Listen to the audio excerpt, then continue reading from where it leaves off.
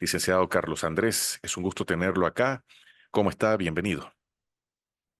Muchas gracias por la invitación y bueno, un gusto estar acompañándolo a usted y a la audiencia que nos ve y nos escucha. Hablemos un poco de la definición de qué es el delito de trata de personas. Tal vez en algunas ocasiones no tenemos muy claro el concepto y tienden a confundirlo con el tráfico ilícito de migrantes. Sí, precisamente la trata de personas es un delito que ocurre en contextos también de migración y por eso se confunde mucho con el tráfico de migrantes. La gran diferencia para las personas que nos están escuchando es que en el delito de la trata de personas se capta a un ser humano, es decir, lo convencen de irse a otro lugar, a otra ciudad o a otro país, lo trasladan a ese lugar o a ese país, pero además existe una intención de explotarlo. Es decir, las redes que están dedicadas a esto se dan cuenta que pueden explotar a las personas y que pueden obtener un provecho económico de esto, ya sea explotación sexual, explotación laboral, y el ser humano se convierte en el delito de trata de personas como en una, podríamos decir, una mina de oro para los tratantes, porque no solo te trasladan y te llevan, sino que además generan unos ingresos. Y el tráfico de migrantes puede ocurrir lo anterior, pero no hay una finalidad de explotación. En el tráfico ilícito de migrantes, lo que buscan las organizaciones es facilitar la entrada de una persona a otro país sin que esta persona reúna los requisitos legales. Por ejemplo, todos sabemos que hay países que solicitan una visa, un pasaporte, y hay un tercero que te cobra un dinero, que obtiene un provecho económico y te ingresa a ese otro país. Pero luego no le interesa si te explotan, si no te explotan, y esa es un poco la gran diferencia. Ocurren los dos y pueden, digamos, confundirse porque tienen características similares. ¿Y cuáles podríamos explicar que son las maneras más frecuentes en la que operan estas redes? ¿Cómo secuestran, captan a esas posibles víctimas? Hablemos un poco de eso para entenderlo, porque tal vez en nuestras comunidades puede estar sucediendo y con los conceptos y las condiciones claras es más fácil que la comunidad pueda responder y denunciar. Claro que sí. En el delito de trata de personas estamos enfrentándonos a una realidad y es que cada vez se está identificando menos. La oficina nuestra, la Oficina de Naciones Unidas contra la Droga y el Delito, publica cada 2 años un reporte. El último reporte que fue publicado en el 2022 establecía que la identificación de los casos se había reducido en un 11% a nivel mundial, pero en Centroamérica y el Caribe era un 36% de la reducción, o sea, por encima de la reducción mundial. Estas redes operan en la clandestinidad. Esa es una de las primeras conclusiones de este informe, es decir, todas aquellas situaciones que le permitan a estas redes captar a las personas, pero sin dejar un rastro, es la que están prefiriendo ahora. Como usted dice, para que las personas sepan, la trata ocurre básicamente alrededor de ofertas. Cuando alguien te ofrece salir del lugar donde estás a un trabajo, a una oportunidad académica, a una oportunidad deportiva, se han encontrado víctimas de trata que los tratantes las hacen pasar como equipos deportivos que van viajando, pero realmente son víctimas de trata. Aparte de eso, hay una situación de engaños. Muchos casos ocurren donde las personas tienen que firmar documentos en otros idiomas. Estos casos también ocurren muchas veces a través de redes sociales, entonces también hay que tener mucha atención al uso de las redes sociales, sobre todo en nuestra región y en Panamá que está tan extendido el uso del WhatsApp, de, te pueden contactar, te dicen, bueno, te ofrecemos $5,000 para ir a trabajar en España o trabajar en un país asiático. Entonces, todos esos momentos es importante colocar mucha atención. Eh, ¿Cuál es como el elemento de sospecha para que las personas digan que puede haber un caso de trata cuando definitivamente hay digamos, una limitación a la autonomía? ¿Qué quiere decir esto? Cuando ya empieza a haber señales de que hay, por ejemplo, retención de documentos, lo que tú decías, el secuestro. Cuando la persona se fue, pero resulta que no puede llamar o solo puede llamar a determinadas horas, no puede enviar un correo electrónico, su pasaporte fue retenido, no puede salir a comprar los enseres básicos. Entonces, cuando el tema ya empieza a limitar la capacidad de los seres humanos, ahí es donde podemos estar frente a un caso de trata de personas. Y le pregunto algo, desde la experiencia que tienen ustedes, ¿hay un rango de edad? Porque nos hablaba hace un momento de las redes sociales, el que tiene hijos sabe cuán importante es la supervisión, desde que están en redes sociales como en plataformas de videojuegos, que hay contacto con un montón de desconocidos, eso ya lo hemos hablado muchas veces en el programa, pero me quedo pensando en el rango de edad de otras personas más adultas. ¿Hay un rango específico o se puede dar en cualquier rango de edad? Definitivamente se puede dar en cualquier rango de edad. Yo creo que lo que es importante mencionar acá es que el reporte de nuestra oficina establece que a nivel mundial el 42% de los casos es sobre mujeres mayores de 18 años, el 18% es sobre niñas menores de 18 años, el 23% hombres y el 17% niños. Entonces, si hacemos un comparativo, estamos diciendo que en el 60% de los casos a nivel mundial es sobre mujeres y niñas, y sin duda es una población, digamos, que tiene que estar alerta y también las autoridades y, digamos, toda la red de protección.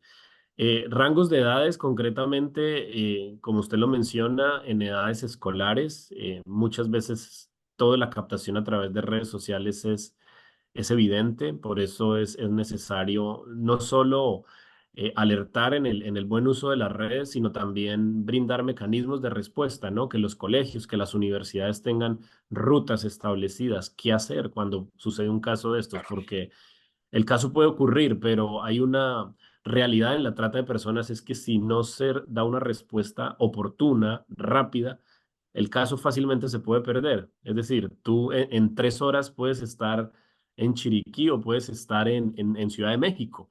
Entonces, si no se responde de manera oportuna, digamos, hay un riesgo para la víctima.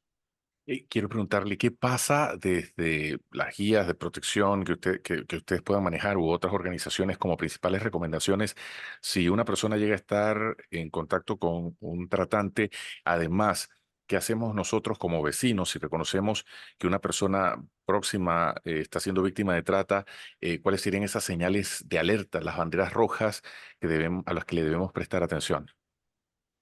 Sí, precisamente como lo mencionaba, creo que las banderas rojas y las alertas son esas situaciones de limitación de la autonomía. Usted Ok, menciona algo muy importante y es, por ejemplo, hay muchos casos de trata de personas o en algunos países se han identificado casos de explotación en servicio doméstico, hombres y mujeres que están siendo explotados al interior de un hogar y no lo vemos porque, pues no, digamos, ocurre en la privacidad de un hogar, pero los vecinos, las personas que viven en las fincas, en los lugares, plantaciones agrícolas, y cuando se empieza a identificar ese tipo de situaciones de limitación de la autonomía, ¿no? Que encierran a las personas o no las dejan salir o salen de manera muy limitada, ahí hay unas señales de alerta. Es decir, no es normal identificar o digamos ese tipo de situaciones. También en los aeropuertos, en los terminales de buses, cuando se identifica, digamos, alguna pareja y alguna de las dos personas de la pareja pareciera tener señales de estar forzada, de estar, digamos, nerviosa, preocupada. Evidentemente también pudiera haber un riesgo de la trata de personas y lo importante es alertar. Si ocurre en nuestra familia, pues obviamente lo principal es recomendar reunir toda la información posible cuando alguien quiere salir a otro país o a otra ciudad con las becas o con oportunidades deportivas, hay que tener el mayor número de información posible. Es decir, teléfonos, nombres, direcciones, para estar seguros de que es una oferta válida y de que si hay alguna situación de riesgo se pueda responder con alguna pista, porque eso es un poco lo difícil en la trata de claro, personas, que la claro. persona se va, no queda ningún rastro y eso es mucho más difícil para las autoridades y más peligroso para las víctimas. Licenciado Carlos Andrés, quiero preguntarle también desde la perspectiva de la campaña de este año en el marco del Día contra la Trata de Personas. Hablemos un poco del enfoque de las mismas.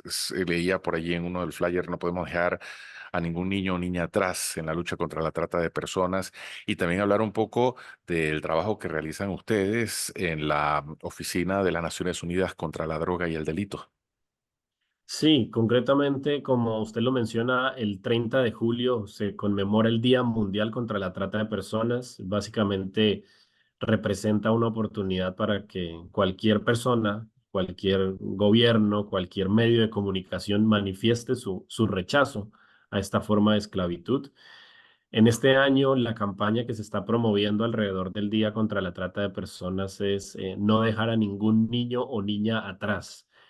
¿Y por qué? Porque el reporte global demostró que de cada 3 casos en el mundo, uno de ellos es sobre un niño o una niña. Es decir, que los niños o las niñas representan cerca del 30% o un poco más de los casos de trata de personas a nivel mundial. Entonces, todas las acciones que la campaña tiene dirigidas para este año estarán enfocadas en el tema de trata de niños, niñas, con fines diversos de explotación. En esto, la Oficina de Naciones Unidas contra la Droga y el Delito tiene un papel fundamental. Nosotros somos la agencia de las Naciones Unidas, del sistema ONU, como se conoce, que está encargado de acompañar la implementación del protocolo de trata de personas, que es una norma internacional, un instrumento internacional. Y en eso aquí desde Panamá contamos con una oficina regional. La oficina que está aquí en Panamá cubre los países de Centroamérica y del Caribe y estamos trabajando con cada uno de ellos para, uno, fortalecer su marco legal, es decir, si hay países que todavía no cuentan con leyes o las leyes necesitan adecuarse, ahí estamos apoyando. En Panamá, para hablar concretamente, trabajamos de la mano de las autoridades. El Ministerio de Seguridad Pública de Panamá tiene una Comisión Nacional de Trata de Personas y estamos trabajando para ayudar también a modificar la ley. Y sobre todo una labor muy importante de nuestra oficina es el trabajo con autoridades que persiguen el delito, con policía, con fiscalía, para capacitarlos y para conectarlos con otros países de la región y que puedan resolver los casos de manera más oportuna.